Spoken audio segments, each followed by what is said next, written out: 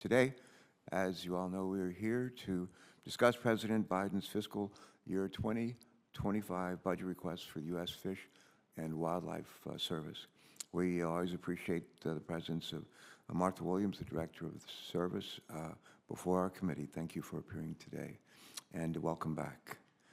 We have heard time and time again in our committee that wildlife conservation works best for people and for species when it's collaborative, when it's inclusive, when it's proactive.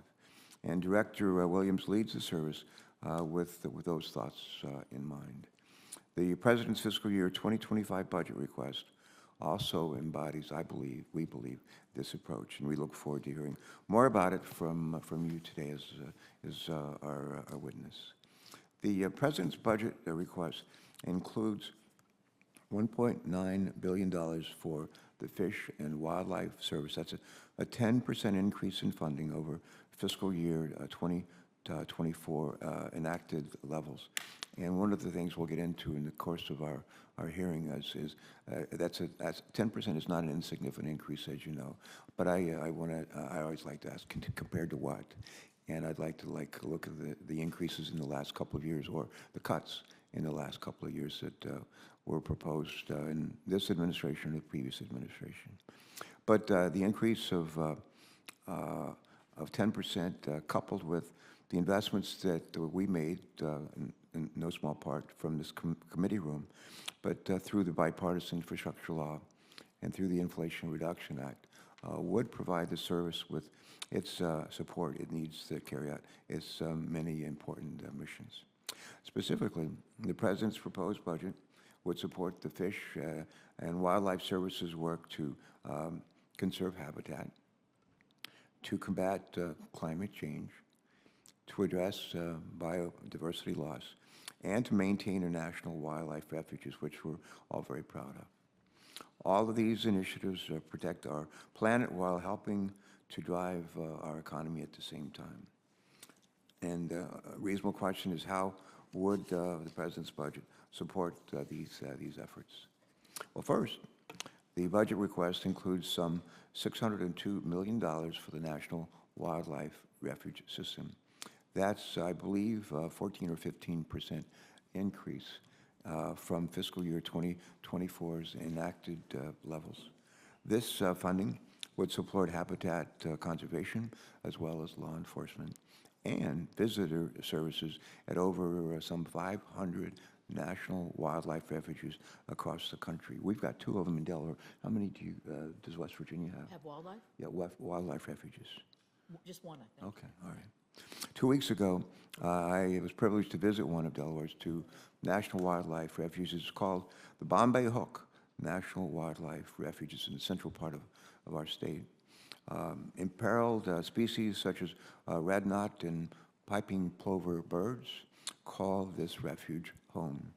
And people come literally from all over the world to see these species in their natural habitat. They also come to hike, they come to bicycle, and they come to hunt in these special places. And when they do, they support our local economies. And I think the same is true in refuges in every one of our other 49 states.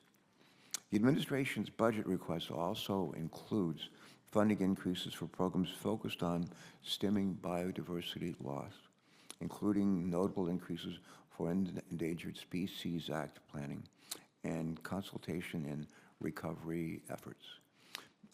Why are these investments in biodiversity important? Well, for a couple of reasons. One is our food system relies on biodiversity for pest control, for pollination, and for soil fertility. And when our forests and oceans are healthy and biodiverse, they absorb more carbon dioxide, which is a good thing. We also rely on diverse ecosystems to provide us with clean water to drink. For all of these reasons, and for more, biodiversity loss has significant economic impacts. According to a recent report, I believe it was by J.P. Morgan, biodiversity loss cost the global economy an estimated $20 trillion per year. When I saw that number, I had my staff to double check, and I said, "Is that trillion with a T?" And they said, "That is $20 trillion with a T. It's a ton of money." Fiscal year 2025 budget request also details how the Fish and Wildlife Service is implementing the Inflation Reduction Act by incorporating nature-based solutions into ecosystem restoration.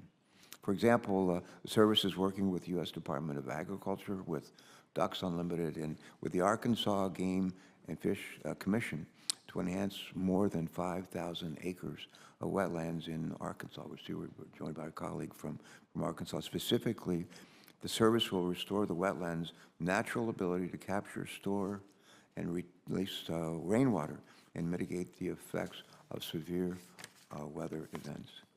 We have seen firsthand in the first state, my state, and in many other states, that nature-based solutions actually do work.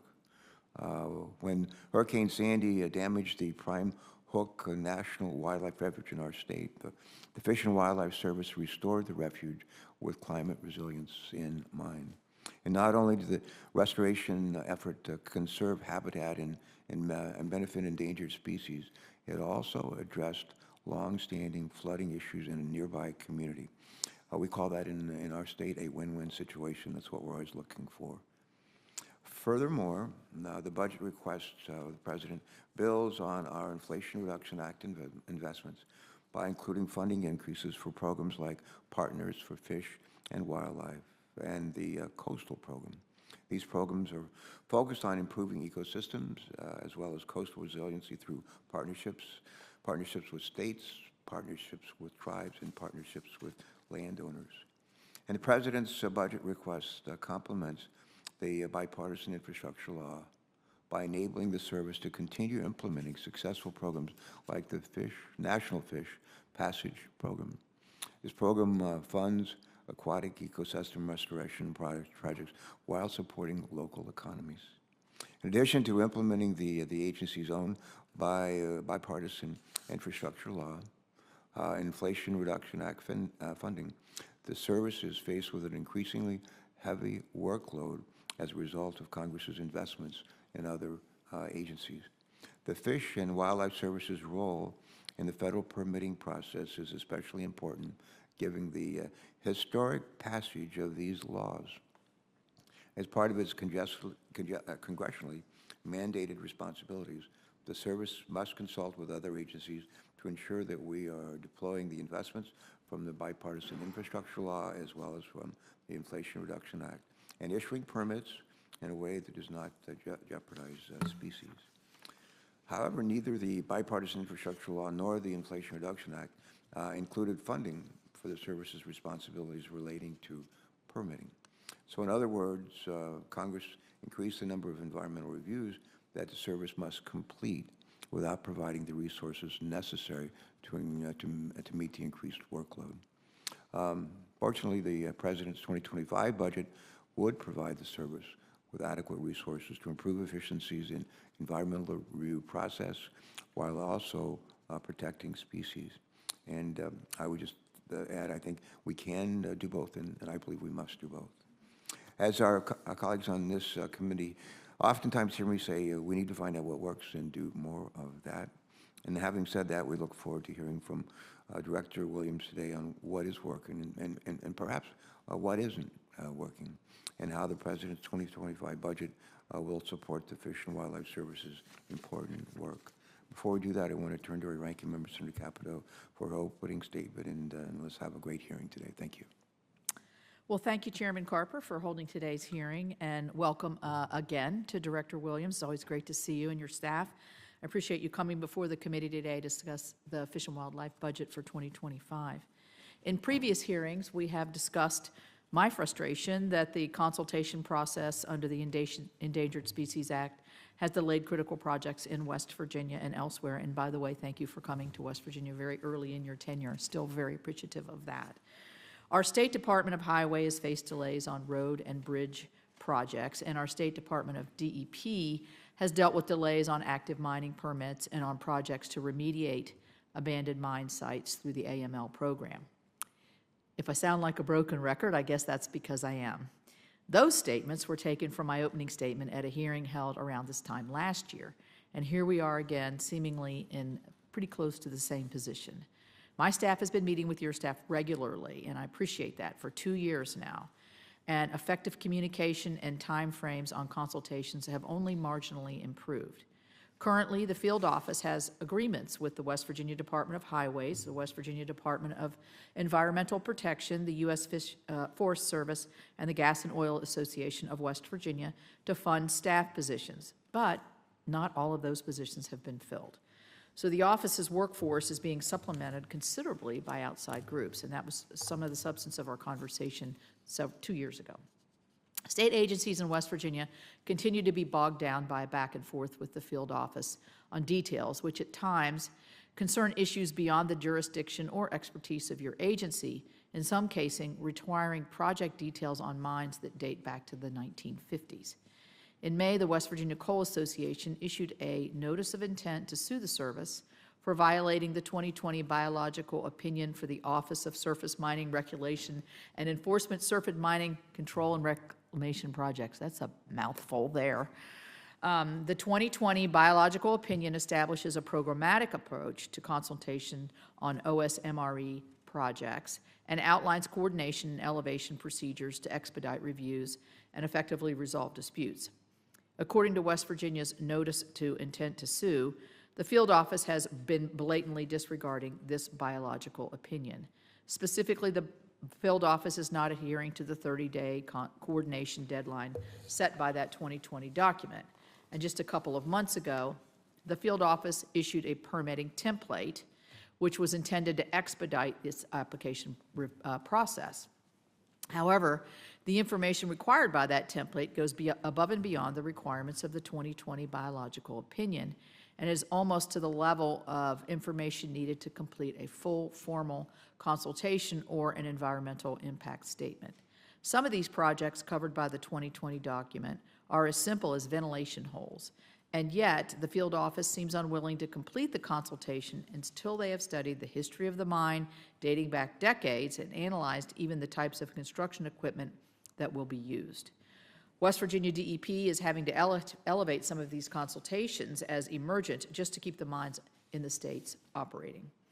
While my state is already facing problems with ESA consultation, the service in D.C. here is rolling back common sense reforms that were implemented in 2019 and will make ESA implementation even more complicated. Specifically, the service reinstated the blanket 4D rule, which effectively treats all threatened species as endangered. The service will no longer consider economic impacts when making species listing decisions. The service removed language in its Section 7 interagency coordination process that limits reviews to, quote, activities that are reasonably certain to occur, end quote, which allows field offices to assess activities that are well beyond the scope of a proposed project. And the service rescinded the definition of habitat in determining critical habitat designations. So I'm a co-sponsor of Congressional Review Act resolutions led by Senator Lummis, Ricketts, and Sullivan to overrule these 3 regulatory actions by the service. I appreciate a lot the dialogue that we've had between our staff and yours over the past couple of years. But we're at another crossroads again, and I look forward to learning from you what solutions we can use together to address these endless paperwork exercises and delays. So with that, I'll yield back. Great. Well, we'll have some time here today to address, I hope, all the points that you've just raised. As you know, we have a bunch of other committees that we all serve on, and members will be coming and going. They've already begun coming and going, and others will some of them will come back and be part of this conversation today. But I'm going to turn now to our witness. And Martha Williams, as we all know, is currently serving our nation as the Director of Fish and Wildlife Service. How many months now have you been in that role? How many months? Chairman, I haven't been counting, but I at least realize it's been over 3 years now. Oh, okay. Does it seem longer? It's been remarkably amazing. It's been more wonderful than I would have expected. Oh, isn't that great? I feel that way about what I do here. That's good. Prior to your leadership role at the Fish and Wildlife Service, you served as the director of the Montana Department of Fish, Wildlife, and Parks. And I understand you're a lifelong outdoor enthusiast and enjoy hiking, hunting, and fishing.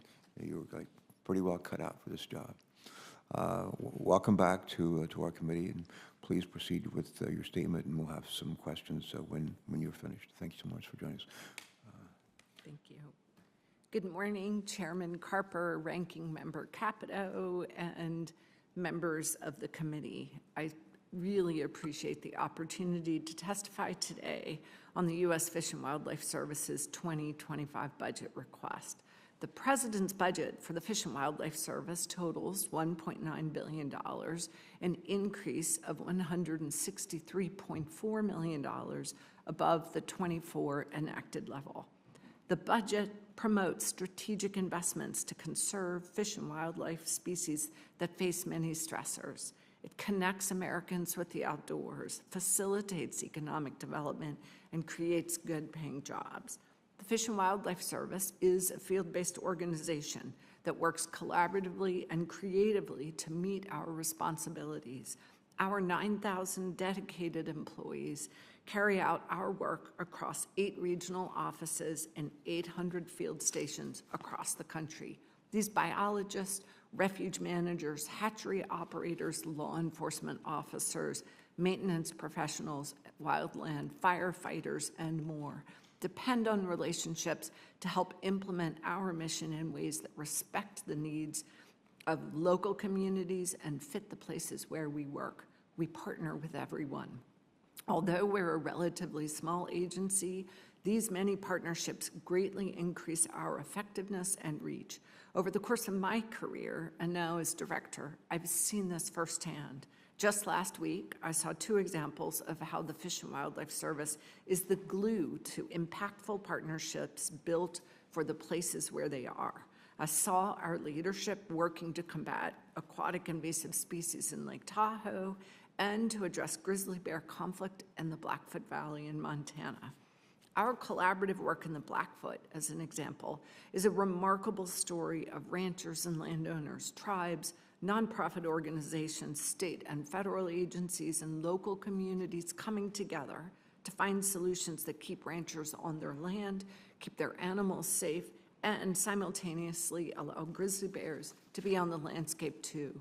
I saw innovative solutions, including technology like electronic mats to keep livestock in or out, and virtual fencing to control livestock movement, and then livestock carcass management to prevent grizzlies from being attracted to the site.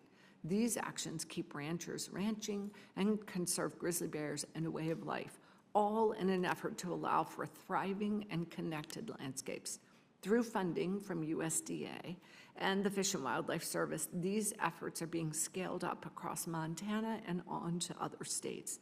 The work of the Blackfoot Valley stands as a national model for successful collaboration.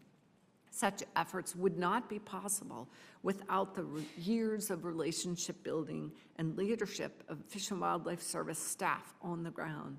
This is where we shine. Our staff bring parties together, bring them to the table to work together to solve problems and ensure durable and lasting conservation for species and supporting the communities in which they live.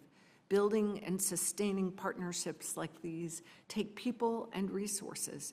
However, over the past 20 years, due to relentless budget constraints, the Fish and Wildlife Service has had to significantly reduce our workforce, stretching our ability to do our work safely and proactively to the point of snapping. The Fish and Wildlife Service has consistently adapted and stretched our resources. For example, we seek reimbursable agreements to support our staffing needs. Because we do not have the capacity to staff each refuge as a standalone unit, we now administer units of the refuge system under what we call a complex structure to achieve management efficiencies. When Congress, though, invests in this work, as it did under the bipartisan infrastructure law, the Fish and Wildlife Service, together with our partners, has demonstrated that we can do great things for wildlife, local communities, and the economy. It's given us a chance to show just what we can achieve together. If funded, our budget request would help restore capacity in key areas, and as a result, provide positive impacts to people, communities, and to habitat. We would maximize the budget's investments by leveraging capacity of our partners and tailoring implementation of our mission to meet the conditions and needs of local situations. Thank you again for the opportunity to testify before you today, and I would be pleased to answer any questions that you may have. Great. Well, thanks for joining us again today. I'm going to go back to what I said in my opening statement. I think what I said is that the President's budget request includes $1.9 billion for the Fish and Wildlife Service. That's a 10% increase in funding over what was funded for the current year, 2024. And I oftentimes say compared to what when I'm talking with folks, including in this room with our witnesses. 10% compared to what? To the years before that, the decade before that, give us some ideas, so we'll have some sense of reference. Go ahead and sit your mic, make sure your mic's on. I hope that's the last time I do that this hearing. Chairman Carper, thank you for that question, and I've put a lot of thought into this question for numerous reasons. So it's compared to the 24 enacted level.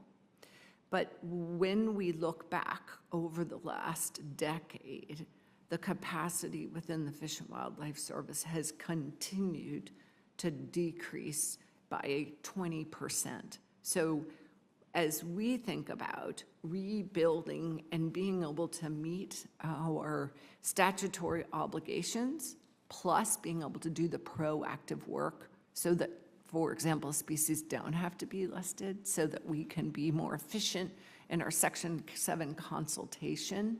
We're thinking about how do we build for the future in an efficient manner. So we're not just looking back to the last 10 years where we had larger capacity and saying we want it to be just like that.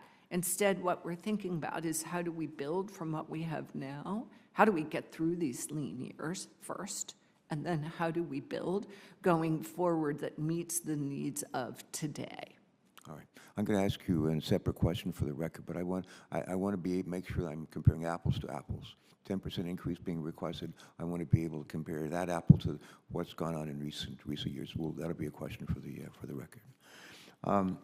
My next question deals with Endangered Species Act consultation and permitting. The fiscal year 2025 budget request includes about $147 million to increase environmental permitting capacity, which would be an increase of some $28 million. The Fish and Wildlife Service issues, as you know, a variety of permits under its wildlife protection statutes, but I want to focus today specifically on Endangered Species Act consultation. And consultation, as you know, is one of the Fish and Wildlife Service's most important responsibilities. But I find that a lot of people don't really know what consultation means or why it's central to the service's mission. My question is this: would you spend a minute or two explaining for us what consultation means, or when the service does it, and how it protects species? Thank you for that question, Chairman Carper. And I think back on the Endangered Species Act, and many people focus on what's Section 4 under the Endangered Species Act, and that's listing or the delisting process.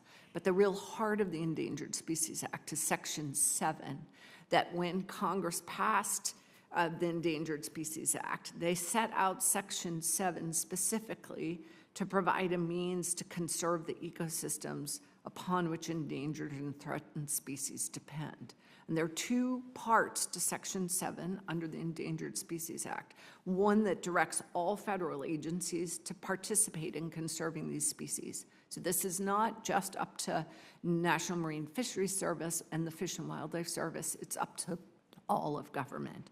And the second part of Section 7 of the Endangered Species Act specifically says that when a federal agency takes an action, or they must ensure that their activities are not likely to jeopardize the continued existence of threatened or endangered species. So that's what triggers what we call Section 7 consultation. It's that requirement that federal agencies need to make sure any act they undertake or permit or fund do not jeopardize these species. And that's what sends in motion the consultation process with the Fish and Wildlife Service. All right, thank you for that response. And I'm going to yield to Senator Capito, and I'm going to come back and follow up this line of questioning. Thank you. Senator Capito. Great, thank you. I want to talk about the field office in West Virginia unexpectedly determined that a formal consultation was necessary for the Roaring Run Bridge project, which is the part of the Quarter H project. But there's an issue here, and I think you're aware of it. In order to ensure that federal funding can still be spent on this project this year, this consultation needs to be completed by July. The field office and the regional staff, including Director Weber, have committed to making this a top priority, and I've been told that the Department of Highways and the field office had a very productive meeting last week. Director Williams, I'm just asking if you would commit to making this a priority, because if we don't get this done by July, it's going to be another year off. Ranking Member Capito, absolutely. I will make it a priority, and I understand that our West Virginia field office just received the biological assessment from the West Virginia Department of Transportation for Roaring Run, and that they indeed are in line to turn it around by the end of July. But I would love to add just a deep appreciation for your engagement on this issue and your staff, and meeting with Wendy Weber and all of us to really find a path forward where the Fish and Wildlife Service is not the bottleneck to these projects. We want to help them go forward. Great, thank you. Thank you. So it's been 2 years since we met with DEP and DOH and some other people. And then I want to give you a chance to respond to my opening statement where I said that the Coal Association is intending to sue because the field office they believe, in violation of the 2020 biological opinion. We are restarting consultation on 880 mining permits with seemingly no plan to handle the workload.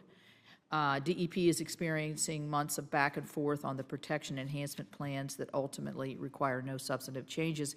And DOH has just decided to go to formal consultations because the back and forth is taking too long.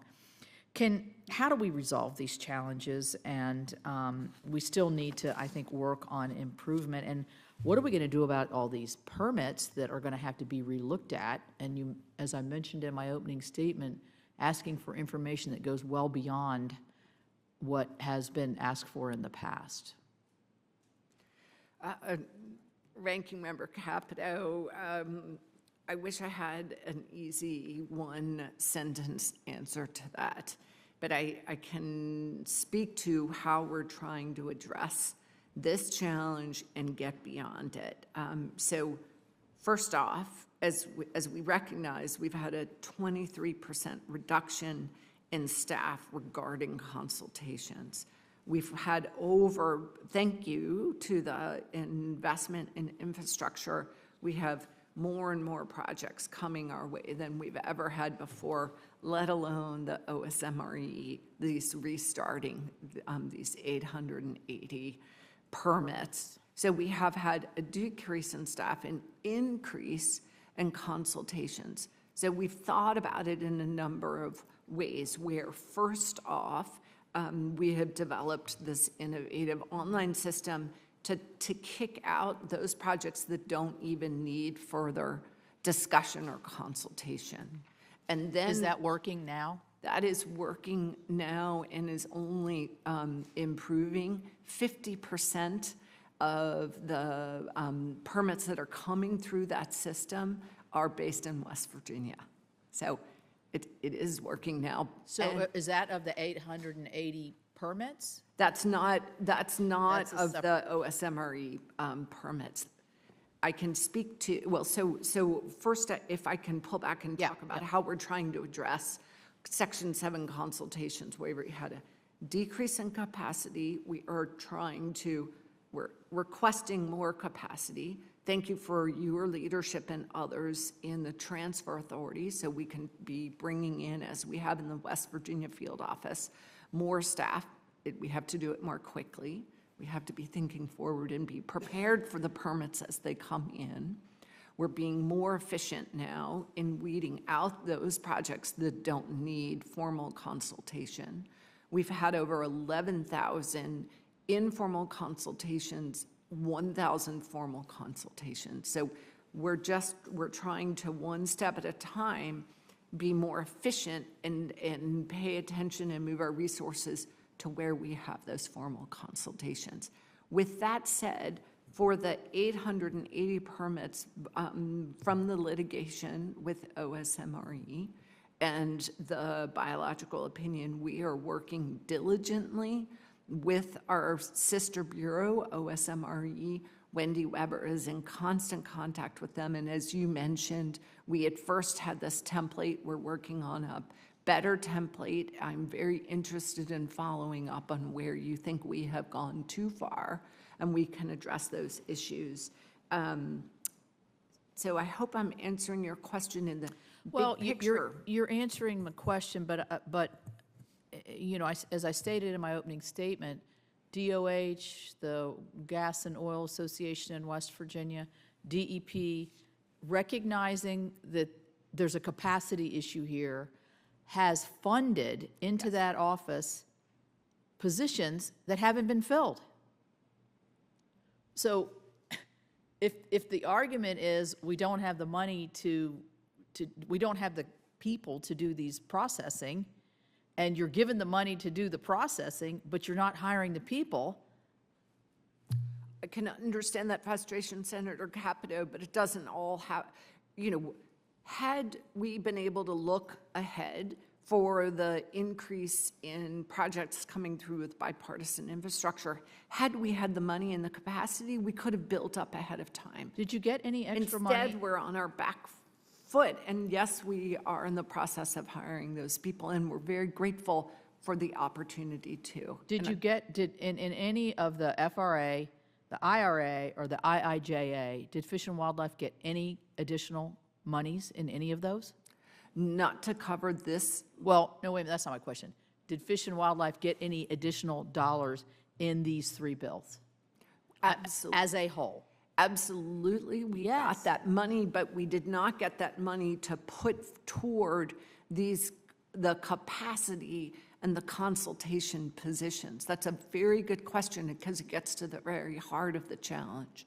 Is that the money that we got, which is terrific, we were not always able to put it into the permanent staff to get these projects going. Was some of that money for Section 7 consultation? Am I saying that right? Is it Section 7? It's got a 7 in it. Capito, I don't believe that any of that money was specifically to Section 7, but I'd like to get back to you on that. Okay. Because this has been the challenge we share in the past 3 years. Okay. Thank you. Thank you, Senator Capito. Been joined by Senator Ricketts, faithful in attendance. Great to see you. How are you today? Welcome. I'm doing great. Thank you, Mr. Chairman, and thank you, Ranking Member Capito, for holding this hearing today. Thank you, Director Williams, for joining us. I want, again, say thank you for the work that Fish and Wildlife has done on the Platte River Recovery Implementation Plan. We discussed this yesterday. This innovative and collaborative approach to the program has provided great benefits for the species along the Platte River while recognizing the value of public-private partnerships. So I think, again, as we talked about yesterday, I think that was a great program to highlight for Fish and Wildlife. Also, though, as we discussed yesterday, I have serious concerns about the steps your agency has taken to backtrack on some of this common-sense regulatory reform that was taken by the former administration. Specifically, I want to address the changes made surrounding critical habitat designation. The 2019 reforms updated the process to require areas where threatened or endangered species are present to be evaluated before unoccupied habitat can be considered critical. These reforms set a higher bar for agencies to designate unoccupied areas as critical habitat by requiring that unoccupied habitat contain one or more of the features required for species recovery. Your agency is reversing this common sense regulation. Additionally, your agency's final rule restricts the sharing of economic impact data, which does not align with the principles of transparency and informed public participation in the rulemaking process. And of course, this administration originally said it would be the most transparent in history. It's turned out not to be true. Critical habitat designation can carry major economic consequences for landowners and project developers. Landowners are not compensated for the lost value, and critical habitat designation can cause significant job losses. My friends in the West vividly remember the 1990 listing of the northern spotted owl and the 9 million acres of critical habitat that caused the loss of 32,000 timber jobs. These are good-paying jobs in small communities which had to be supported by federal dollars to keep their school systems open following this designation. As you are aware, I am leading a Congressional Review Act along with my colleagues, Senator Lummis and Senator Sullivan, to overturn this rulemaking. I appreciate my Republican colleagues' support in overturning this overreach. Director Williams, following the reversal of the reform, what scientific criteria will Fish and Wildlife use to determine the necessity of designating unoccupied areas of critical habitat under this new proposal? Senator Ricketts, thank you again for meeting with me yesterday. And overall, regarding these Endangered Species Act regulations, after the last administration promulgated them, they were litigated.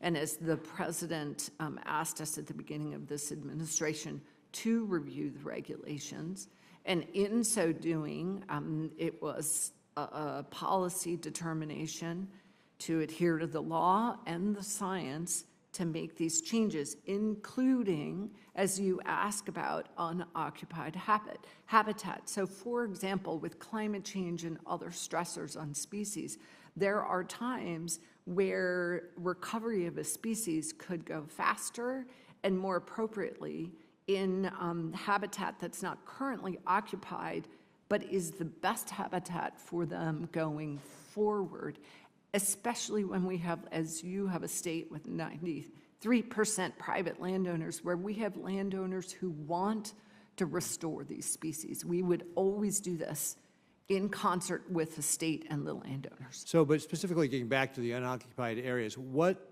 criteria, what scientific criteria are you going to use to determine whether or not this is a critical habitat under the new proposed rules? It will be necessarily specific to the specific species. So can you give us some examples? What are some examples then? Pick a specific species, or just give us some give me an example of what this would look like.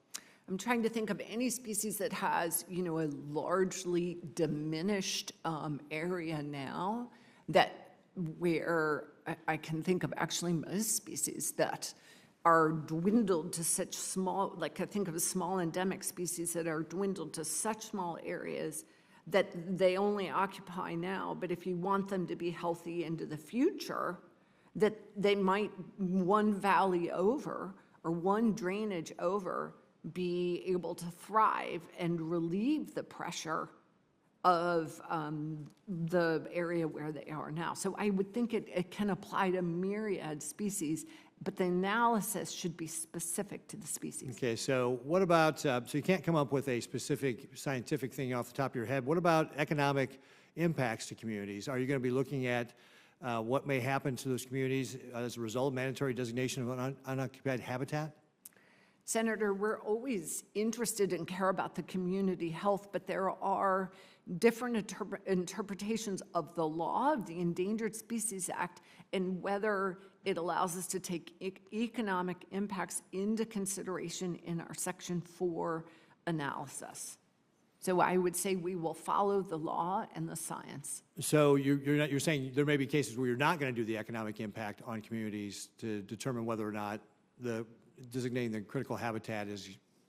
I'm saying we will follow the Endangered Species Act law, where there are places where we do that economic impact, and there are times where the statute does not allow for that. Yeah. Well, again, this is part of my concerns, is that if you're going to do the impact analysis, that's going to impact communities. Obviously, we need to know that so that those communities can be prepared. Will you share that data with those communities in the cases where you are doing the economic impact? Yes, Senator, we are always transparent in sharing our data through the public process, and the law requires that as well. Great. Well, I've run out of time, but thank you, Director Williams. I appreciate you being here today. Thank you. And I appreciate you being here today, Senator. Thank you. Senator Lamas, welcome. How are you today? Good to see Very you. well, Mr. Chairman. Thank you so much. Got Thank you, Director, for coming. Nice to see you. Nice to see you. I noted that when you were visiting with Senator Ricketts, you said that you will follow the law and the science. But let's talk about grizzly delisting, because you're doing neither. You're doing neither. So here we go. In January of 2022, that's 2.5 years ago, the state of Wyoming filed a petition with Fish and Wildlife Service to establish grizzly bears in the greater Yellowstone ecosystem as a distinct population segment that is neither threatened nor endangered, and to remove it from the endangered species list. Now, by law, your agency is required to make a determination within 12 months of receiving the application. We're now 2.5 years out from when the petition was submitted, and your agency has stated you won't have a decision until July. And further, the science established by the U.S. Fish and Wildlife Service decades ago proves that the grizzly has recovered and is way over population criteria. So will you, will you commit to establish and delist the greater Yellowstone grizzly bear population? Senator Lummis, I cannot answer that question point blank as we are under litigation regarding the specific question. I do want to acknowledge your frustration and the challenge that this has taken so long, and that the Fish and Wildlife Service has not gotten this finding out in the time with which the statute says. And I also recognize that the sheer numbers, the science shows that the numbers of grizzly bears have been a success story. When the Fish and Wildlife Service once petitioned, I would back up. When I started in this job, I met one-on-one with the 3 state directors, Montana, Idaho, and Wyoming, to say, how can we find a path forward regarding grizzly bears? How can we do this together where we get to a spot where we can delist and it stand in court? And then right after that meeting, we received petitions from the state of Idaho, Montana, and Wyoming, making it very difficult for us to continue that collaborative conversation. So we were pushed right into the potential litigation. Yeah, but potential litigation. Which we were then sued, but which we were then Wyoming did sue us on the deadline, which we have an affidavit, well, we have a number of cases regarding grizzly bears before us right now. We have the Wyoming case. We have 3 petitions from the different states. We have an Idaho case. So are you using our litigation, Wyoming's litigation, against you as an excuse for not following the law? No. When we're suing you because Senator, you're not following the law? I do not mean to say that in any way. Well, that's what it looks like. I'm going to go on with gray wolves. Following years of delay, your agency committed to issue a new final delisting rule for wolves across the lower 48 by December 2024. This after the agency has repeatedly missed the deadlines to issue defensible delisting rules that will hold up in court. Then last fall, your agency issued a $500,000 grant to an outside mediator to discuss how wolves and people can coexist.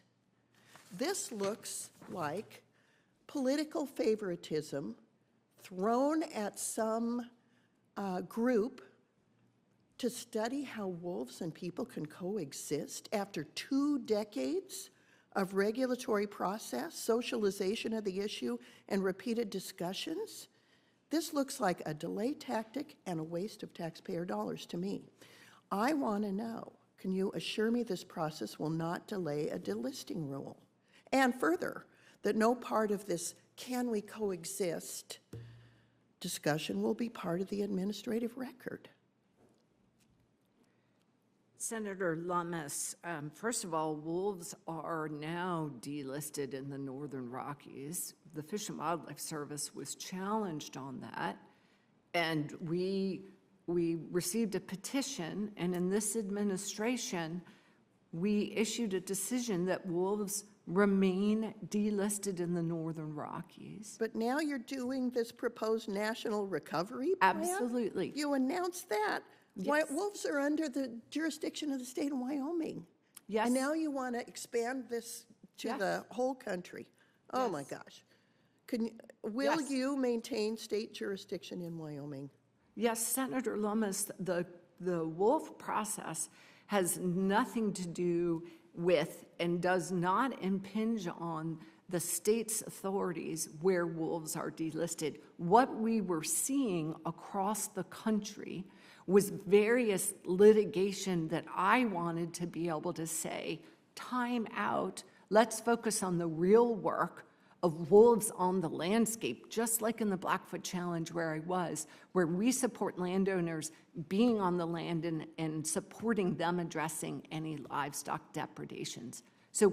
And you are far more aware than I am of the various challenges in the states that have wolves and the social tolerance and the culture wars around wolves. What I wanted this process to do was to cut through across the litigation and get to a place where wolves could have that quiet, where they remain delisted in the states where they are delisted, and we have some sort of coherent national strategy.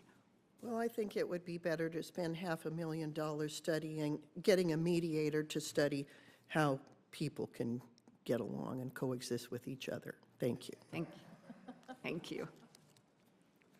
Thank you, Senator Lummis. Now we're back to Senator Capito. Senator Capito. Well, thank you, and that was a good one. I forgot to mention at the outset, because I thought the chairman would be interested in this. Very sad news this morning, but a West Virginia legend, Jerry West, died last night. He was a Really? basketball, Oh. very well known, so we're thinking about his family. Trying to remember what his number was. Do you recall? 44. 44. I was thinking of Yeah. 42. Well, Yeah, no, what a Yeah. what an He's a true mountain. icon. That's great. That's too bad. Anyway. None of us can live forever, but he made He was every good. day count. Yeah, I want to go back to the process on timelines. We've all been questioning, we're blowing through timelines here. But what's happening between our field office and some of our state agencies, particularly highways, is that we're hitting pauses. The field office is pausing formal consultations. And I'm concerned that these pauses, if you pause something and then later on restart, you can still be within the timeline, but you still had this large pause. So who decides when to pause the clock? Who decides when the clock restarts? And how does the field office hold itself accountable to meeting the timeline for formal consultation? What constitutes a pause and why pause? And who restarts? Senator Capito, I would like to further look into the pauses that have happened in the West Virginia field office.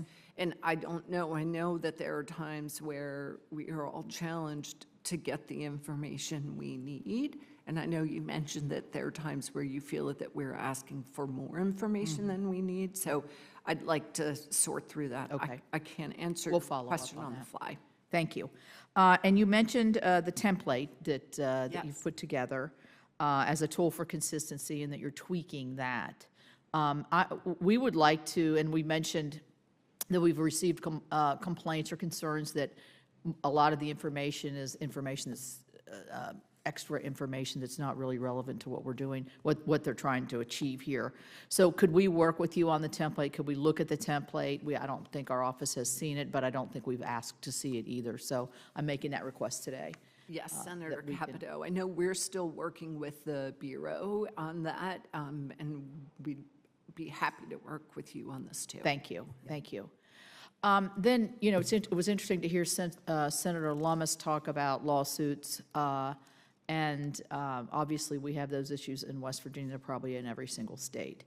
So do you collect data on the number of lawsuits, like affecting projects in West Virginia as compared to, say, our sister states of Virginia and Kentucky, that would see is it, well, we've had instances, and I've had personally instances where a project in coordination maybe with the Corps of Engineers or somebody else, well, the Ohio Fish and Wildlife, this is passing through quickly, same kind of information, it's held up in West Virginia. I'm looking for more consistency state to state. I think this is an issue, and I'd be interested to know if you see on this how it's affecting lawsuits and the success of lawsuits in different states without being with the consistency in question. Have you looked at that? Senator Capita, that's an excellent question. I have not looked out or parsed out litigation and litigation success in our various field offices. But what I have done and am interested in is finding more consistency across the country and how we implement the Endangered Species Act. It is one of the reasons behind our Section 10 regulation, where we have more consistency, and it's meant to be easier to encourage habitat conservation plans and or voluntary conservation agreements. So I'm very interested in following through on this, and have been, as we are in lean times at the Fish and Wildlife Service, and we're having to think through how to get through these two difficult budget years, 24 and 25, hence our budget request. We are looking at having something like strike teams, or pulling together teams that with expertise on these matters to make sure we're covering what needs to be covered in places where the most work is coming up, but also where we have our best and most creative thinkers on these issues. Well, I know, for instance, in some of the backlog that existed when we first started our conversation, that you sent some of your experts from different countries, different states, like, Kentucky or others, to try to aid the West Virginia office as they were trying to clear through a backlog. So I mentioned, and this will be my last question, I mentioned in my opening statement specifically things that had changed, and I think Senator Ricketts alluded to the one, you're no longer considering economic impacts when making species listing decisions. Is that a blanket statement there? Is that a correct statement, in your opinion? That you no longer are considering economic impacts because of some of the rules that you put forward in making species listing decisions? Senator, what I mean to say is that the Endangered Species Act itself has language in it. I don't have it in front of me. It's funny, I normally bring it to hearings with me. I have a little packet with the Endangered Species Act. It is my understanding that the language of the statute itself talks about not adding in economic impacts for Section 4 listing and delisting determinations. I will follow up on that with the exact language from the statute, but this is not just per regulation, it's how we interpret the Endangered Species Act itself. Okay, and then you removed language in Section 7 interagency coordination process that limits reviews to activities that are reasonably certain to occur. You took that out, which I think would allow for a wider berth of what you could predict could happen. Why did you do that? Senator Capito, that was really a policy decision also driven by our career staff on their expertise in Section 7 consultations. And that was not to make them less flexible, but it was to follow the processes that we have had in place. So it was bringing the proposed rules back into comport with what the Fish and Wildlife Service has done over the years. Well, my our understanding standard was that practice. this was in your coordination process. It must have been within the body of language that was guiding these Section 7 reviews, and you took it out because you weren't doing that? Not at all, Senator Capito. I mean, this is. I know it's complicated. I want to say this carefully, but I would say in the previous administration rules were in litigation, and we looked at them we made everybody mad with how we moved forward with the regulations, because we looked at them very carefully in concert with our solicitors to what we thought adhered to the Endangered Species Act and the science. Okay, thank you. I have to go to a Appropriations Committee, but thank you, Mr. Chairman, and thank you again for Thank being you. here. And thanks again for the constant contact. We'll be with you. We'll be keeping that up. Thank you. Thank you, Senator. And I hope to go back to Charleston for the USA Cycling Nationals again. Oh, it was awesome. We did My that. son raced. Oh, was he there? Yes, I was there for the long weekend. You should have told me you were there. I know. I walked down off the hill. And then I got to ride with the car where they did the whole. Oh, you did? Oh, yeah. It yeah. was incredible. So I'll get thank you in a for car hosting next us. time. Yeah, you should have let me know. I just live like an eighth of a mile from there. Actually, they went right by my house. They were serving beer by my house, but not me, not me. Thank you. I'm going to go to me next, if you're ready. If you're ready.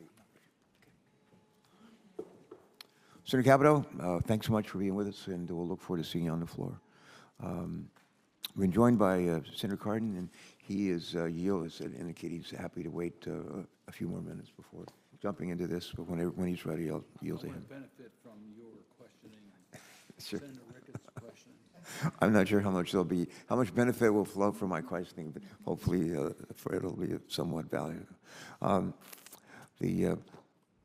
We're talking earlier about the ranking member just mentioned that one of the all-time great basketball players in West Virginia history, Jerry West, has passed away. What a legendary figure. And my sister and I were born in West Virginia. We'd go back in the summers to visit our cousins and to stay with our grandparents. And they were, one of my grandfathers was a huge Cincinnati Red Legs fan. The others were Jerry West fans. And so we note his life and his death to today. I'm leading where I'm going with this is and the first question that I asked you today was, would you spend a few minutes explaining what consultation is, when this service does it, and how it protects species? I'll say that again. We'll ask you to spend a few minutes explaining what consultation is, when the service does it, and how it protects species. Every now and then I ask witnesses a question. I ask, how would you explain this to your grandmother, or maybe my grandmother? But I want to give you another shot at this. And how would you explain this seriously to you, and so that lay people can understand it, and maybe even and the rest of us, our staffs, please. What is consultation? When does this service provide it? And how does it protect species? You're on. Chairman Carper, that must mean I did not explain that in a way that my grandmother could understand, and I will, I will try to take another stab at that, and I appreciate I don't want to put words in your grandmother's mouth, but she might have been saying, "Say what?" Say what? So. No, that's a very fair question, and I really appreciate the opportunity to pull back and think about what Section 7 means and how we implement it, especially because it's of such interest. So Section 7 of the Endangered Species Act requires that when a federal agency undertakes an action, much like under, well, my grandmother wouldn't like NEPA, when a federal agency takes an action, Congress and the president, when they passed the Endangered Species Act, said, you must make sure that that action does not jeopardize or put a species that's of special concern, whether listed as endangered or threatened, in jeopardy, and that its habitat needs to be in place too.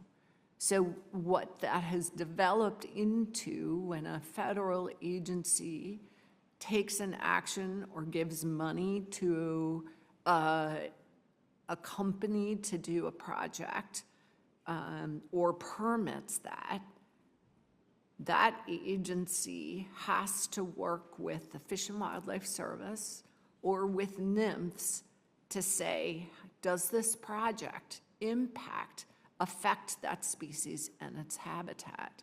And if it does to a certain threshold where it might jeopardize it, what needs to happen to make sure that project takes into account the species needs? So what it was meant to do was to set up a conversation about making sure those projects that might affect the species be put together in a way where they no longer impact the species. So it's meant to be a conversation. There are many, many projects that do not require that conversation back and forth, where they can go through a system and say, we don't need to have any more conversation or consultation with the Fish and Wildlife Service. But there are those projects that do require that information gathering and the conversation to make sure that the project does not jeopardize the species. All right, I think your grandmother's going to chew on that for a while. And, we've been joined by Senator Cardin, and I want to give him the opportunity to ask the next question if he would like to. If you'd like to, I'm happy to recognize you for the next questions. To my Delmarva buddy. I thought Senator Ricketts was going to. He's already asked You've one already set, asked her? yes. Yeah. He'll come after you, if we're not joined by others. Well, first of all, thank you for your support. Fish and Wildlife Service is critically important to us in Maryland. I know you have roots in Maryland, so we recognize your sensitivity. I want to talk first about the Neotropical bird issue, which we just reauthorized earlier this year. But we've seen a 30% reduction in the last 50 years in our bird population. And I think sometimes your agency is somewhat misunderstood as a regulatory agency, yes, but a partner in trying to deal with the mission of protecting fish and wildlife. So the Neotropical bird issue is one that's been bipartisan here. We've been reauthorizing. We've got an extra, I think, $100,000 in the appropriations. But it is a global issue that affects the migratory birds that come through the United States. So can you just expand a little bit about the role of Fish and Wildlife in trying to accomplish a mission of partnership beyond just a regulatory mission in an effort to accomplish the objectives that we all want to see, a healthier biodiversity species?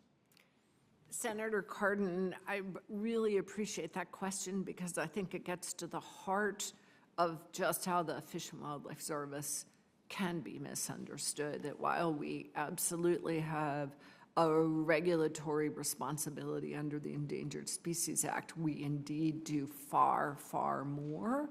And the work that we do proactively, like under the Neotropical work that you have so helpfully supported and led on, we build partnerships around the world to help prevent species being imperiled such that they would ever have to be listed and get into that regulatory component. Our 25 budget request includes an increase of $5.1 million for the Neotropical program, because if you think about how this is a really good example of how we stretch our money so far into other countries and absolutely everywhere with partners. This is completely partner-driven work that you have helped us support that allows these incredible species to pass through our country.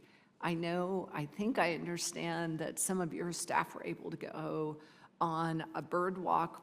I would say was one of the best ways to start a day for me going into work was to go on a bird walk on Roosevelt Island early in the morning with others and got to see a Baltimore Oriole right up in the top of a tree where you could see its color and you could really hear it sing. So I think that neotropical birds speak to the people's sense of wonder of how do these species migrate so many thousands of miles and what they represent in our ecosystem, not only people's health, but the health of our country and the habitat that we need to support them, and that they move these thousands of miles from other countries through and into the United States. So it's an effort that we all have to address together.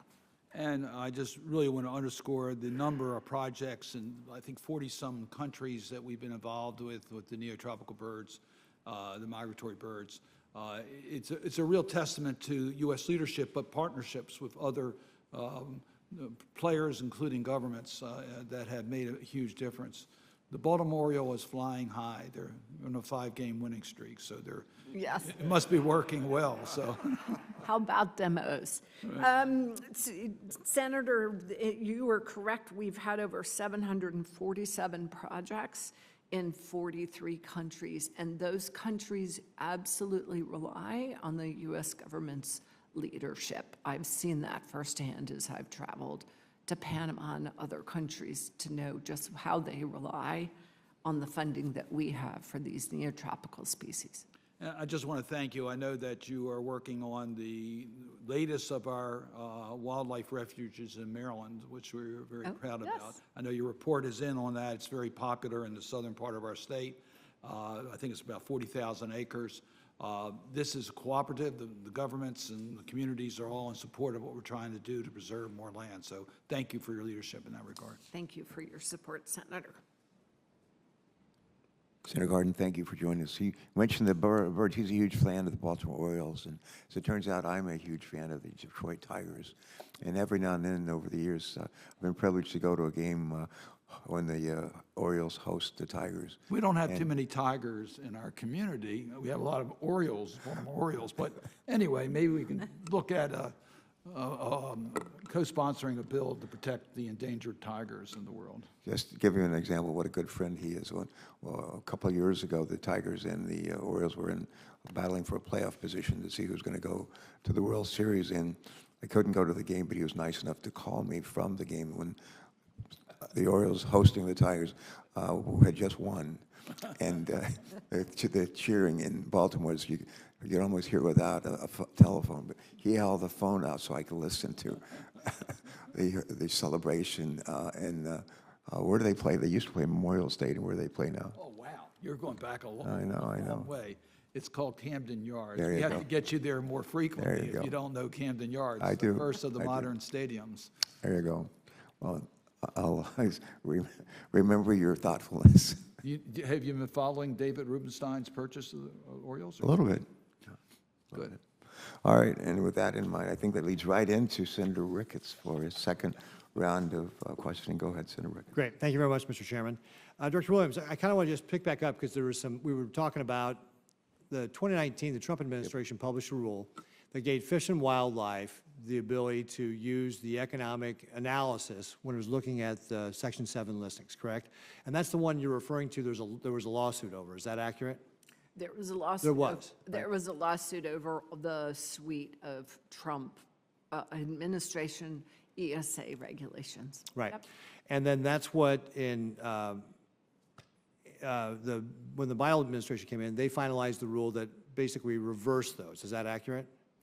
That when the Biden administration came in, the president asked the Fish and Wildlife Service to review those regulations.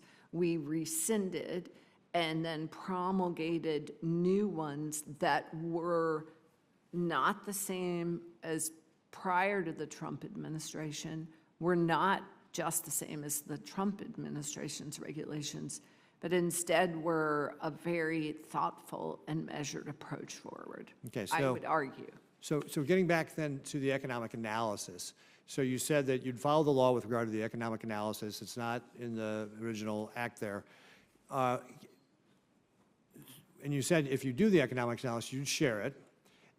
Do you have any examples where Fish and Wildlife, when they were doing economic analysis, it had a negative impact on species conservation?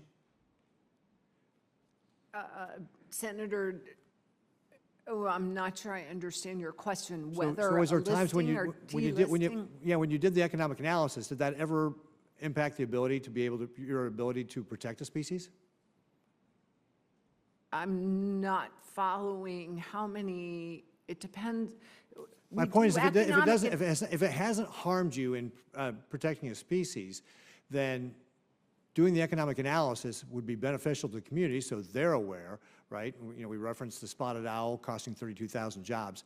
My point is, if you're not going to do the economic analysis, but if you don't have any cases where the economic analysis harmed you, why wouldn't you do the economic analysis? Senator, we do an economic analysis in all of the cases, in all of the instances where we think the Endangered Species Act allows us to, and where we should. It's just that there's, and I don't want to go too far because I don't have my statute in front of me. It's only the one instance that was my understanding of Section 4 listing and delisting where we feel that the statute does not allow for that economic analysis. But we absolutely do an economic analysis in other considerations, and we do share that information. So getting back to the unoccupied land critical habitat, I believe the Trump administration rule gave Fish and Wildlife the flexibility with regard to gave you leeway to designate only unoccupied areas as critical habitat only if it was necessary. Well, I think, do the new rules say that you have to designate that unoccupied land as critical habitat? You're not required to do it. No, Senator, yeah, I would argue that the previous administration didn't give us flexibility, and our current regulation does give us flexibility, but it does not require that unoccupied habitat be designated as critical habitat. I'm going to switch up gears on you just a little bit here with the remaining time I got. So when you're thinking about success in species conservation, how do you define success when you're trying to conserve a species? Excellent question, Senator, and I think there are different ways to think about success. I think the first step of success is stemming the loss of the species, of preventing extinction to begin with. And then the next step is getting to full recovery of that species. Yeah. So then full recovery would mean that you would delist that species. Would that be accurate? It is one method, yes. Okay, so again, so just the logic following that if a species is endangered or threatened, you're successful in recovering it, then getting it off the list would show that we've actually recovered the population, kind of what Senator Lummis was talking about, the grizzly bears Yes. in the Yellowstone ecosystem. Since the last 51 years, since Fish and Wildlife has been working on this, there have been, I think, about 1,300 species have been listed, but only about 100 have delisted. That's about a 7% hit rate.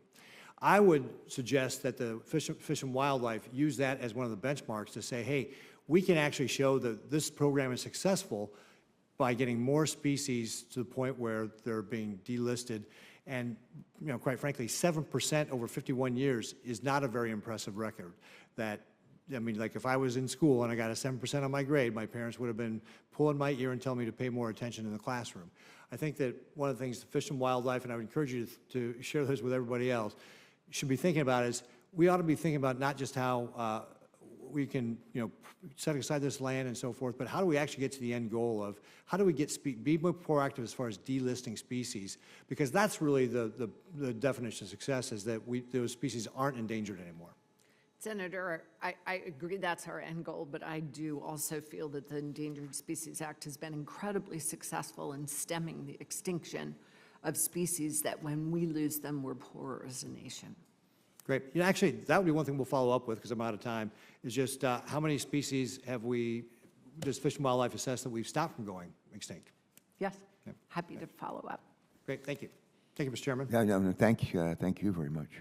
Let me come back. I've got a couple more questions. I don't know if we're going to be joined by other members of our committee or not. If we are, then I'll yield to them as they arrive. I want to come back and focus a little bit on capacity building, on consultation, and also especially on partnerships. In your testimony, and as you discussed a few minutes ago with Senator Capito, you stated, I think, over the last 20 years, the services capacity has eroded significantly. Meanwhile, costs and workloads have increased. And challenges to wildlife conservation have become not less complex, but more complex. I believe that we in the legislative body in Congress have an obligation to address this problem. Here's my question.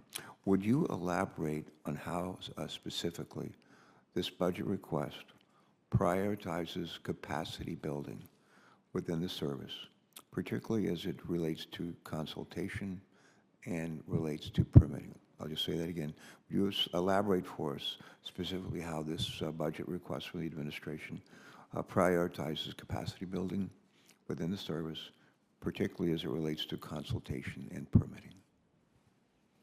Thank you, Chairman Carper. This budget request absolutely prioritizes capacity to provide those services that are necessary for bipartisan infrastructure law, other projects to go forward to allow us to meet our mission. Specifically, the 2025 budget request includes a $146.6 million increase in our planning and consultation under ecological services. So that's specific to the consultation work.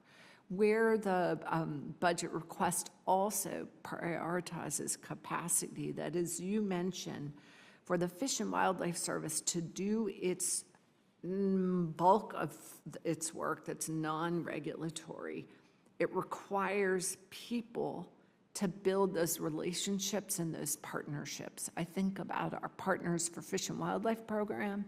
I think about our coastal program as examples where those are our people on the ground who are working day in and day out with our partners, with NGOs, and with landowners to piece together funding, technical assistance, and listening to what the community wants to build, and then working with our partners to build that. So that's an example of asking our request for the Partners program. And for the coastal program, our request also asks for money for our refuge system. An example are law enforcement officers. So we have a request for an increase for our law enforcement officers because, as an example, there are 7 states where we don't even have a refuge law enforcement in the state. In the state of Delaware, we share a law enforcement officer with the state of Maryland. We have 9 states where we only have 1 law enforcement officer covering all of our refuge systems. So that's an example of capacity that we have asked to build for the safety of our visitors, for the safety of our law enforcement officers. I get the question from our law enforcement officers, how much is a life worth? Are we willing to request and put the money forward to keep our law enforcement officers safe day in and day out? Those are examples, but our full budget request builds on those capacity needs for us to be able to do our jobs and meet our statutory obligations. Okay, that's, would you just repeat that for me, if you will? I think I want to make sure I heard it right. How many states have no law enforcement officers? 7 states do not have a law enforcement refuge law enforcement officer. 9 states, this is my understanding, 9 states have only 1. I also, Chairman Carper, I get serious incident reports. So I am aware of all of the incidents that, serious incidents that happen on Fish and Wildlife Service managed lands, whether it's refuges, hatcheries, and or where our law enforcement officers are called to assist local law enforcement. And it is pretty remarkable the needs out there for our enforcement officers to step up and help visitors and communities, and that they are in harm's way. Again, just for clarification, the administration's budget request, how would it affect the population of law enforcement officers on refuges in the 7 states or the 9 states that you just referenced? It would, so our fiscal year '25 request is for $63.4 million specific to law enforcement, and it would build the capacity, it would increase to 48 federal wildlife officers. As compared to, As opposed to, right now, we have 205. But it would allow us, that increase of 48 federal wildlife officers would allow us to cover those 7 states where we don't have law enforcement officers now. so to be, in terms of actual law enforcement officers, we're talking about a 25% increase as I understand it. Okay, thanks. Let me move on if I can. I want to come back. I think we're going to be joined by Senator Whitehouse here very shortly, but before you rise, I want to turn to, again, partnerships, which are so, as you know, so important. But when the Fish and Wildlife Service has more boots on the ground, how does that improve the agency's ability to partner with states, to partner with tribes, to partner with local governments, and to partner with stakeholders? Senator Carper, Chairman Carper, when I was just in Montana last week, working with the partners around the Blackfoot Challenge that are using grizzly bears and conflict as a way to build out support for conservation and keeping working lands working. They had, through the University of Montana, done a study on the necessary capacity to be able to build partnerships, that you have to have somebody in place to be able to build those relationships. That we have traditionally focused just on implementing statutes without investing in the people to get the work done and to build that support. Another example, Chairman Carper, is with a fish passage program that had a once-in-a-generation investment from the bipartisan infrastructure law. What we have done in the Fish and Wildlife Service is have used our capacity there to work with FEMA, to work with the Army Corps of Engineers, to work with federal highways, to work with USDA, to work with Department of Defense, so that we sequence and coordinate all of our federal projects. Without our Fish and Wildlife Service capacity in that small program, there wouldn't have been anybody to be that glue that pulls all the partners together. Good, thank you for that. We've been joined by Senator Whitehouse. I know you've just sat down, but if you're ready, I'm ready to recognize you. Great. All right, Thank you're you, ready. Chairman. Go right ahead. Thanks for joining us. And welcome, Director Williams. Glad to have you here. Thank you. Glad you enjoyed your visit to Satchwest Point, I did. one of your most beautiful locations.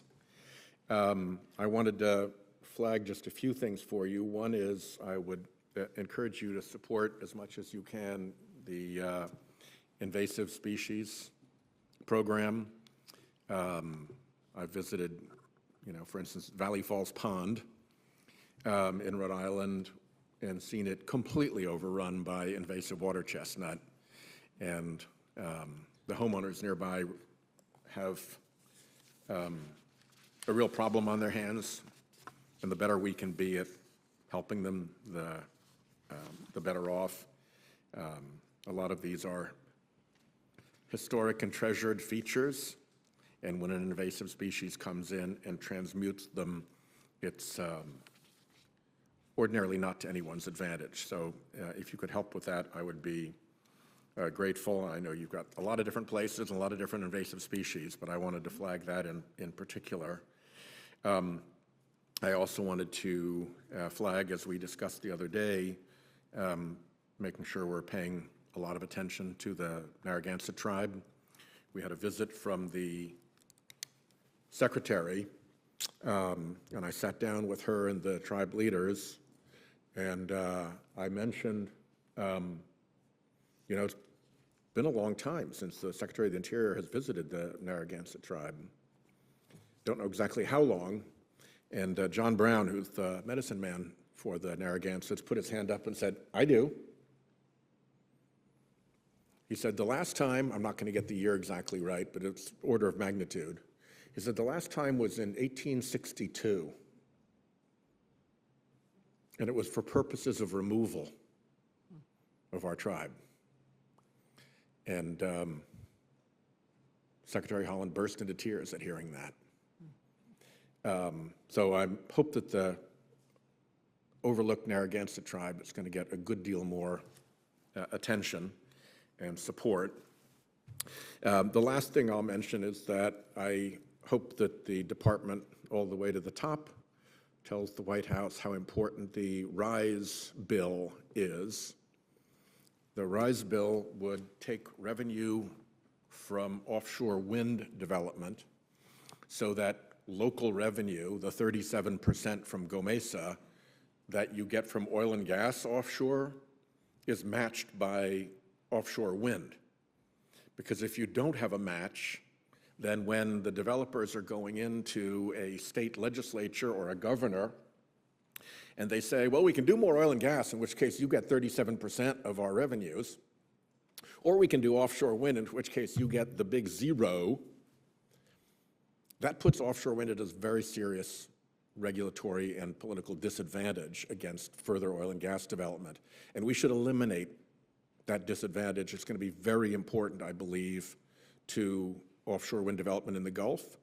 And the RISE bill has very solid support from Republicans along the Gulf Coast.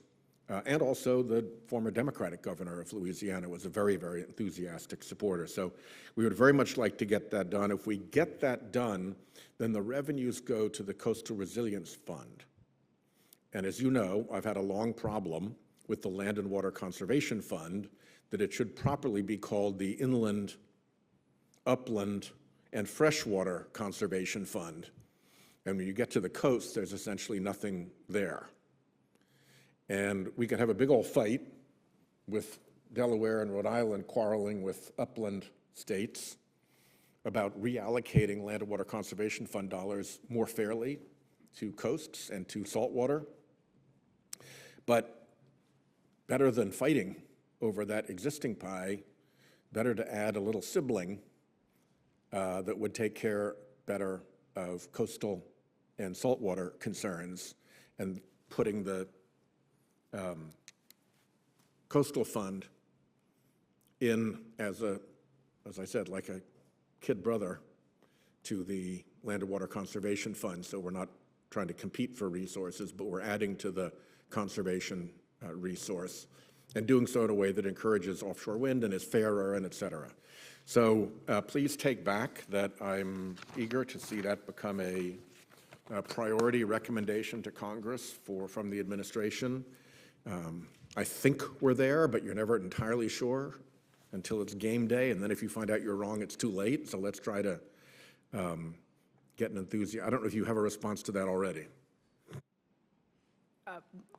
Senator Whitehouse, what I do have a response to is an agreement about how much the Fish and Wildlife Service cares about coastal and marine resources. And as an example, when I traveled to New Hampshire with the secretary, so I'm sorry, it was not Rhode Island coastal area, to see the incredible projects in marsh restoration and her full support of that. And I would add, in my travels with the secretary, she has taught me, as she showed in meeting with the Narragansett tribe, just how important our partnerships are with the tribes, and the deep connection that tribes and indigenous peoples across the country and even into the Pacific remote islands have with nature. And there's much for us to learn from that and to change our approach. So I will be happy to carry forward your messages, and I know it's something that the secretary cares about deeply and expects all of us to as well, and we share that. And I would love to see and continue to support coastal areas and marine resources that are very important as well, not just Delaware and Rhode Island, but across our coastal areas. Well, thank you. And I don't mean to suggest that the Land and Water Conservation Fund support for coastal and saltwater projects is zero. but is way out of balance when you consider how much coastal land there is, how much ocean that is the sovereign property of the United States compared to upland freshwater. And the best way to remedy that balance is to make the pie bigger with the RISE fund rather than engage in a fight over where the Land and Water Conservation Fund should be dedicated. Let it keep doing what it's doing, but let's add in something for our coastal and saltwater areas. Thanks very much. Thank you, Senator. What I did forget, if I have a moment, I forgot aquatic invasive species, and that our 25 budget does have a $7.7 million increase there. And just to share how important our efforts are to have early detection, rapid response, and appreciate your support there. And thanks for bringing up the RISE Act. And, as a small state, when Senator Cardin was here, we talked about being neighbors, but we're not neighbors with Rhode Island, but we are a small state, and we are a coastal state, and we share a lot of the same interests. So thank you. Thanks so much for raising them. All right, I'm not sure that we're going to have other members who are going to be joining us today, but I've got another question or two, and then I'm going to give you a chance to sort of like raise the question that maybe something you'd wish you had been asked, but or have not been asked. So I'll give you at the end a chance to do that. But before we do that, I mentioned in my opening statement that biodiversity loss cost the global economy an estimated $20 trillion per year, 20 trillion with a T per year. And we've heard from our colleagues concerns about the economic impacts of protecting species and their habitats. But would you just elaborate for us on how protecting species actually does have and provide, how does it provides economic benefits? Thank you for that question, Chairman Carper. And I think this goes back to the very reason for which Congress enacted the Endangered Species Act, and it was a recognition that biodiversity and conserving these species are key to our very survival ourselves, and that they are important for medicinal purposes. They're important for innovation across the board, for not just for medicine, but also we learn from these systems. I think science is showing us just how intertwined these ecosystem functions are and the importance of keeping them with integrity. And I think also it may not be an economic impact, but wildlife generally provides the sense of wonder and awe, and that most people, whatever their beliefs are, if they see a bear on the side of the road or they see a peregrine falcon flying overhead, they may not know it's a peregrine falcon, they see a deer or something, they stop and don't think about other things, but stop in the moment and get solace in seeing those species.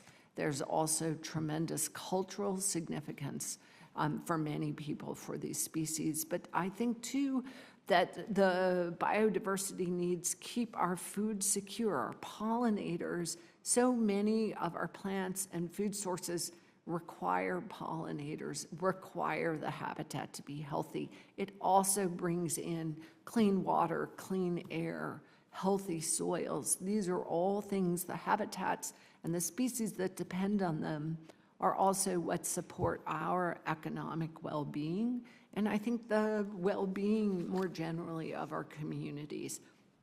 It's important to preventing flooding.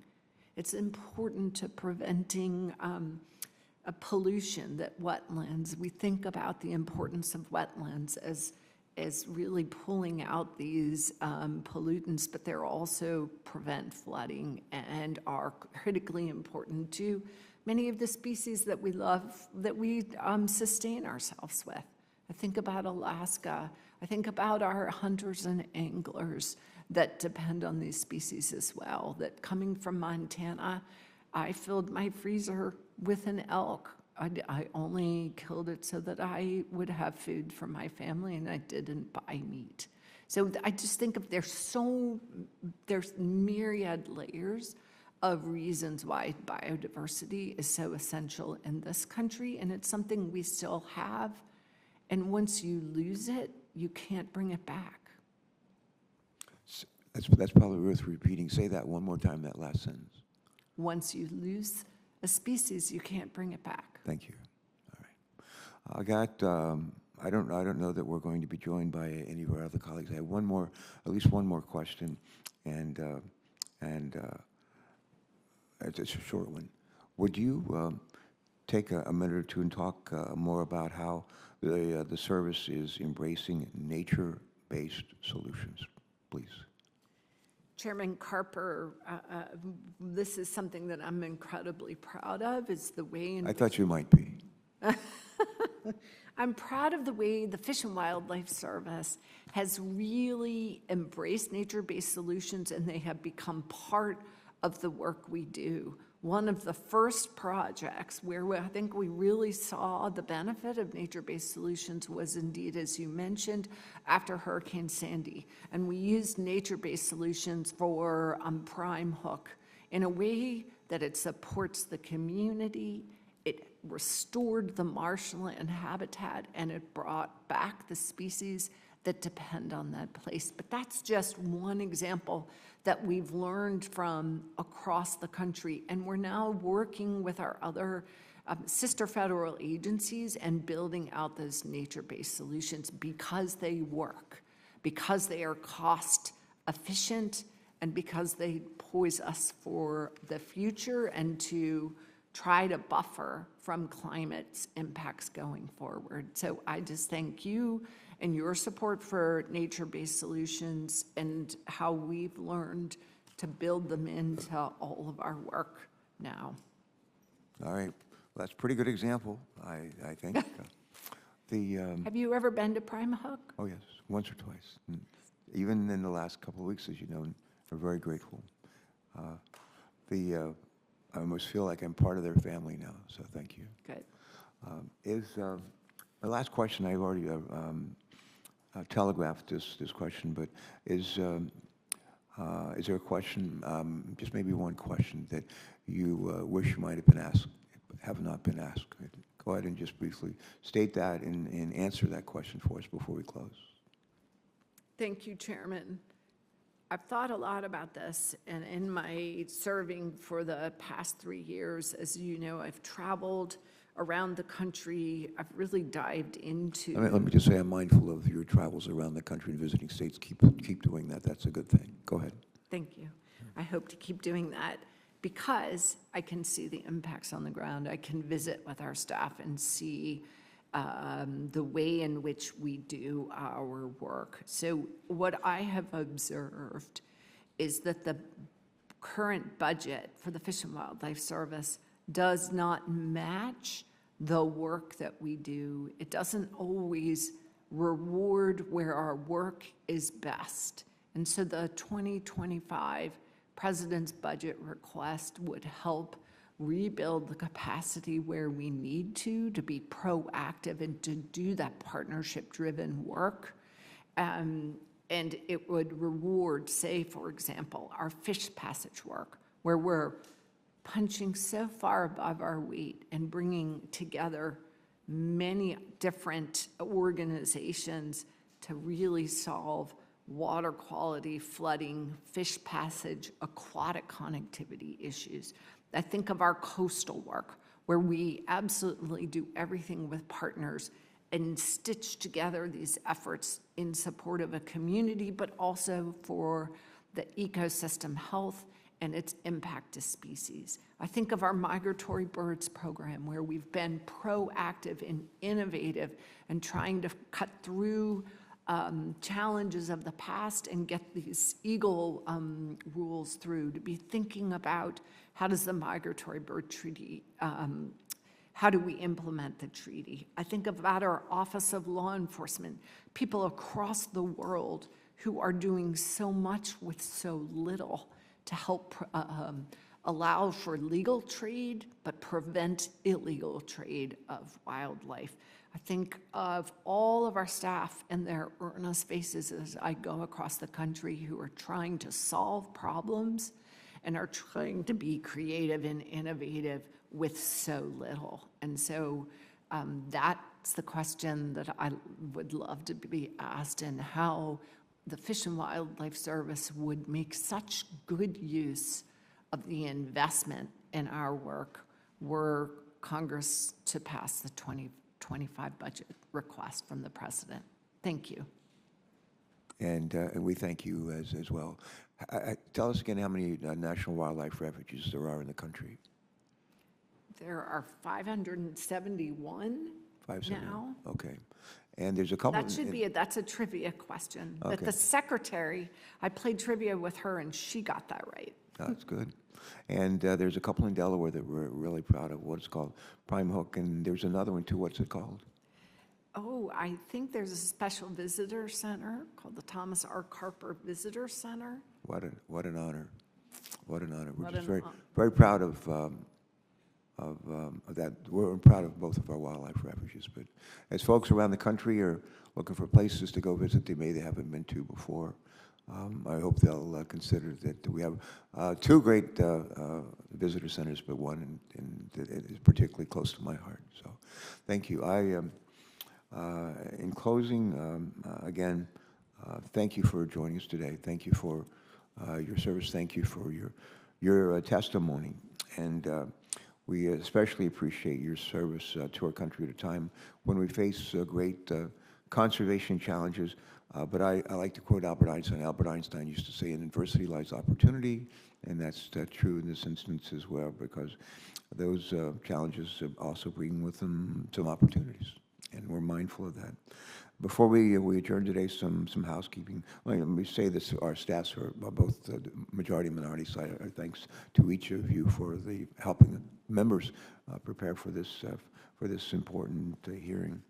But this is my favorite part of hearings, when I'm the last one here, and I get to make a unanimous consent request, and there's nobody, none of my colleagues are here to object, but it's something that it gives me great pleasure. But I want to ask unanimous consent to submit for the record a variety of materials that relate to today's budget hearing. No objection. Senators will be allowed to submit written questions for the record through the close of business on Wednesday, June 26th of this year. And we'll compile those questions, send them on to you and your team, and we'll ask you to reply to us by Wednesday, July 10th of this year. And with that, this hearing is adjourned. Thank you very much. Thank you, Chair.